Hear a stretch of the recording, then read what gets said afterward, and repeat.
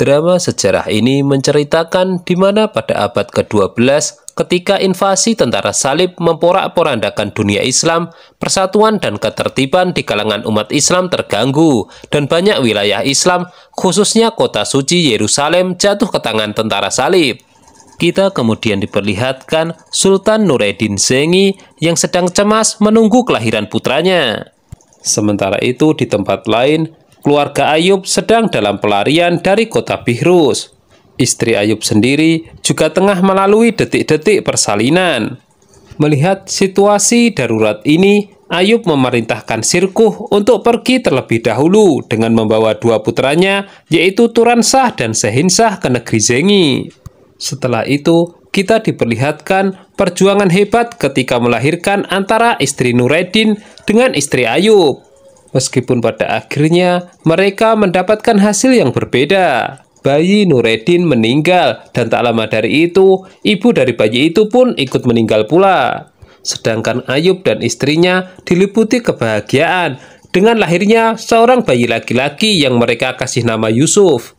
Sultan Nureddin sangat sedih sebab ia menginginkan penerus tahta sekaligus penerus perjuangan untuk membebaskan Baitul Maqdis. Bahkan ia telah memesan mimbar yang akan ia taruh di Masjid Al-Aqsa oleh seseorang yang bernama Omar Mela Effendi. Ketika Nureddin menceritakan apa yang ia alami, dia kemudian memberikan alternatif solusi, bahwa cita-citanya yang mulia itu tidak harus diwujudkan oleh keturunannya sendiri.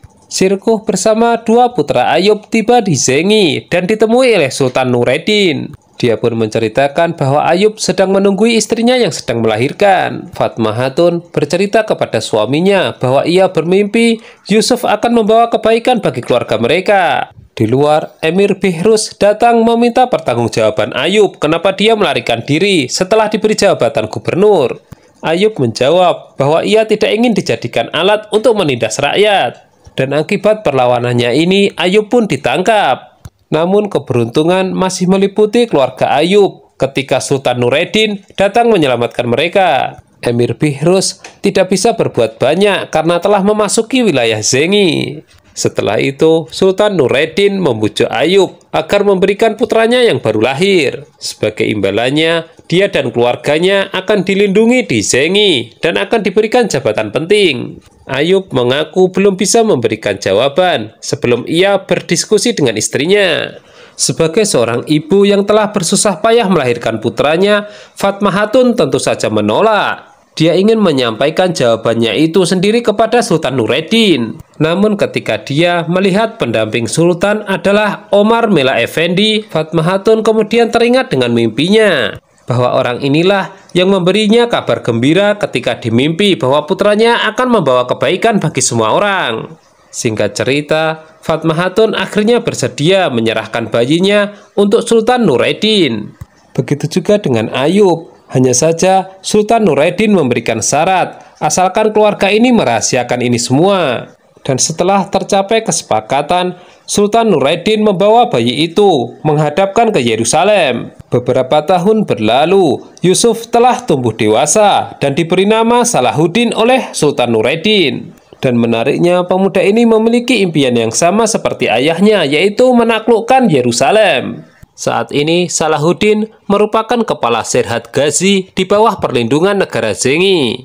Dia mendapatkan kabar dari anak buahnya bahwa tentara salib ingin merapat ke Raja Balwin. Setelah dilakukan penyergapan, belakangan diketahui bahwa mereka atas perintah Komandan Gabriel. Diperkenalkan, Gabriel adalah putra Pangeran Urfa Jocelyn.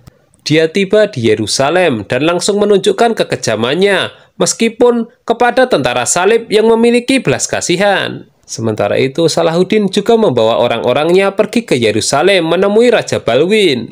Yerusalem semenjak dikuasai tentara salib mengalami banyak kemunduran, di antaranya kelaparan, penyakit, dan penindasan. Ketika Salahuddin memasuki kota itu, ia menyaksikan dengan mata kepalanya sendiri ketika orang Yahudi mendapatkan intimidasi saat beribadah oleh tentara salib. Salahuddin kemudian berjanji bahwa kota ini akan ia jadikan menjadi kota paling aman di dunia, meskipun penghuninya dari berbagai penganut agama. Salahuddin kemudian bertemu dengan Raja Balwin yang kebetulan didampingi oleh Komandan Gabriel.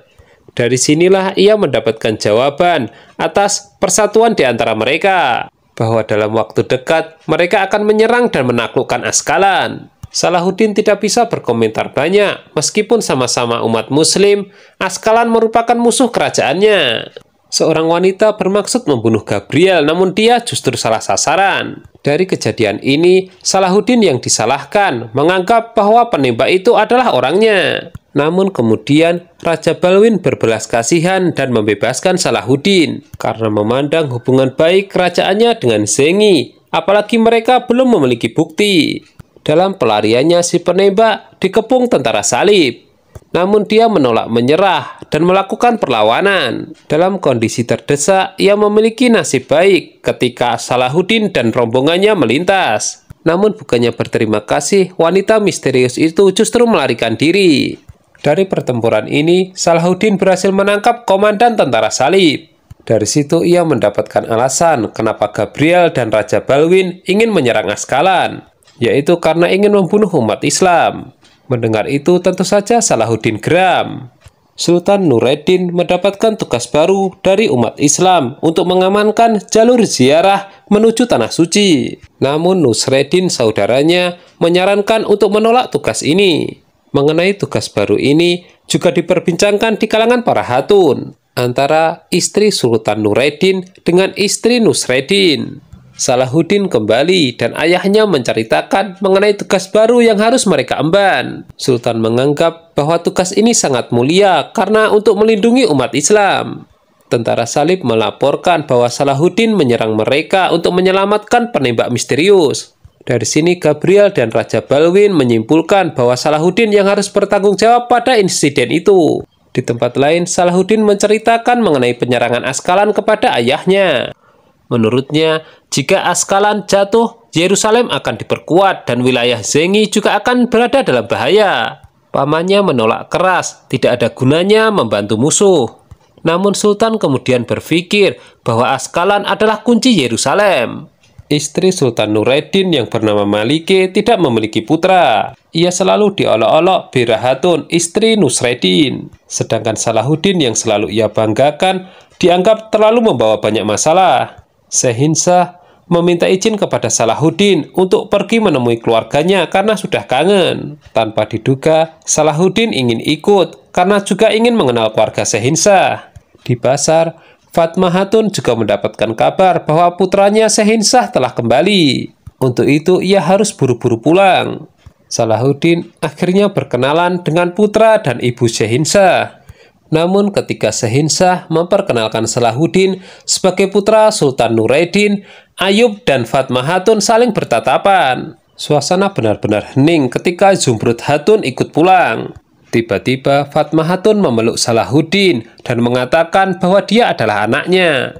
Namun agar tidak terbongkar rahasia, Fatmah Hatun mengatakan bahwa dia adalah ibu susunya. Tidak bisa dipungkiri kerinduan seorang ibu terhadap putranya. Sambil berkaca-kaca, Fatmah Hatun terus membelai Salahuddin. Sehinsah bertanya-tanya kenapa sikap ibunya begitu berlebihan, dan ibunya itu akan menceritakan nanti. Sementara itu, sidang dewan digelar. Para senat menyarankan Sultan Nureddin untuk tidak ikut campur mengenai masalah Askalan. Kembali lagi ke Salahuddin, ia disambut hangat oleh keluarga Ayub. Turan Shah muncul untuk berkenalan. Namun tampaknya keluarga Ayub malu dengan tingkah laku putranya yang satu ini. Raja Balwin mengunjungi Sultan Nureddin untuk meminta pertanggungjawaban atas insiden penembakan Gabriel. Namun Sultan tidak bisa langsung memutuskan, ia harus bertanya sendiri kepada Salahuddin. Di samping itu, Raja Balwin juga menuntut agar Sultan Nureddin tidak ikut campur mengenai Askalan. Mengenai hal itu langsung disetujui Sultan, lagi pula rapat dewan telah memutuskan begitu. Di sisi lain, Askalan juga sudah tahu jika kotanya akan diserang. Ternyata, wanita penembak misterius bernama Sureya Hatun. Dia merupakan putri Emir Askalan. Di luar sudah hadir Gabriel untuk memperingatkan Askalan untuk menyerah saja sebelum mereka menyerang. Jelas tawaran seperti itu tidak menunjukkan sifat kesatria. Askalan memutuskan untuk mempertahankan wilayahnya sampai titik darah penghabisan. Sementara itu, Salahuddin akhirnya disidang. Ayahnya memutuskan bahwa dia dicopot sebagai kepala Sirhat Ghazi. Itu artinya dia sekarang menjadi prajurit biasa dan akan dilucuti senjatanya. Ayub dan istrinya sedang berdiskusi mengenai pengungkapan rahasia bahwa Salahuddin adalah anak mereka. Malam itu Sultan Nureddin menasihati Salahuddin agar ia mematuhi keputusan dewan. Namun anaknya itu jelas menolak sebab sang ayah pernah mengatakan kepadanya bahwa mereka harus saling melindungi sesama umat Islam. Salahuddin akhirnya mengancam bahwa ia akan tetap pergi ke Askalan sebagai prajurit biasa dengan membawa anak buahnya. Dengan begitu, itu artinya ia tidak melanggar keputusan rapat dewan. Salahuddin segera mengumpulkan orang-orangnya untuk mendiskusikan agar mereka melewati jalur laut pergi ke Askalan. Turansah tiba-tiba masuk untuk ikut bergabung. Gabriel ternyata bergerak lebih cepat dari yang dikira. Jalur laut Askalan ia kepung dengan kapal-kapal tentara salib. Bahkan tanpa ragu-ragu, ia mengirimkan serangan peringatan, baik itu dengan panah maupun dengan meriam. Dari kejauhan, Salahuddin menyaksikan adegan ini. Hal itu membuat mereka sadar bahwa semakin sempit jalur menuju Askalan. Salahuddin akhirnya mengajak orang-orangnya berenang agar tidak dilihat lawan. Namun meskipun mereka melewati jalur yang tidak lazim, tetap didengar oleh Sureyah Hatun. Alhasil, meskipun Salahuddin dan orang-orangnya berhasil memasuki Askalan, mereka langsung disandra. Namun Salahuddin mengatakan bahwa kedatangan mereka untuk membantu dan ia ingin dipertemukan dengan ayahnya.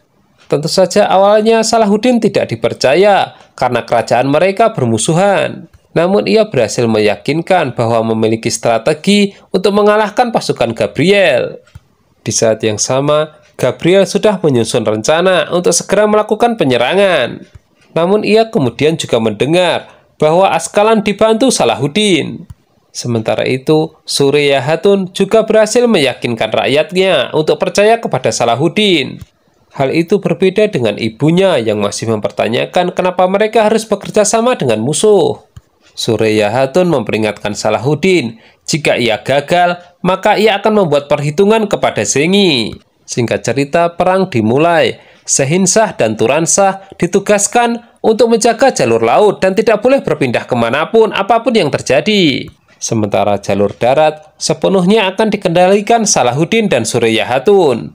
Para tentara salib dengan kapal-kapalnya mulai berlabuh di Askalan. Pasukan pemanah kemudian digerakkan untuk menghalau mereka. Meskipun begitu, banyak juga tentara salib yang berhasil lolos. Saat itulah Salahuddin mengerahkan pasukannya untuk berperang. Sementara itu, Gabriel menyaksikan bahwa tentaranya telah berhasil memasuki daratan Askalan. Jadi saat inilah waktu mereka untuk memasuki jalur laut. Strategi dijalankan dengan berpura-pura tertekan. Lalu perahu-perahu diberikan sinyal untuk ditarik mundur. Turansah terpancing dan masuk ke dalam perangkap. Dia mengejar kapal-kapal itu, menganggap mereka sudah menang. Sehinsah saudaranya sempat memperingatkannya bahwa Salahuddin tidak memerintahkan seperti itu. Ketika melihatnya, Salahuddin sangat marah. Dia segera berteriak, namun tentu saja tidak didengar.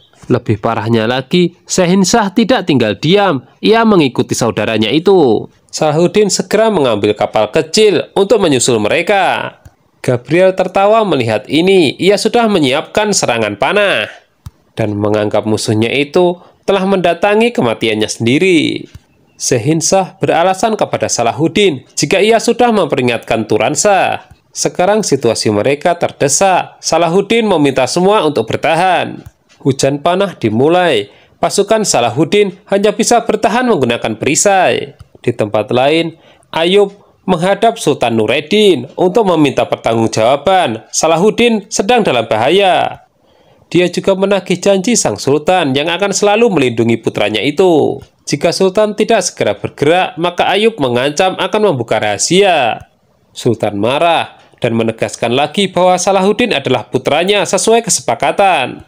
Sementara itu, Sehinsah sudah tidak sabar dan ingin segera melakukan perlawanan. Saat akan mengambil busur, ia justru terkena panah di dadanya.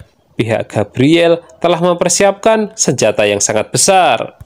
Dan jika itu diluncurkan, maka sudah cukup untuk menghancurkan perahu Salahuddin. Sebuah kilas balik menunjukkan bahwa Fatmah Hatun telah memberitahu Sheikh Shah bahwa Salahuddin adalah saudaranya.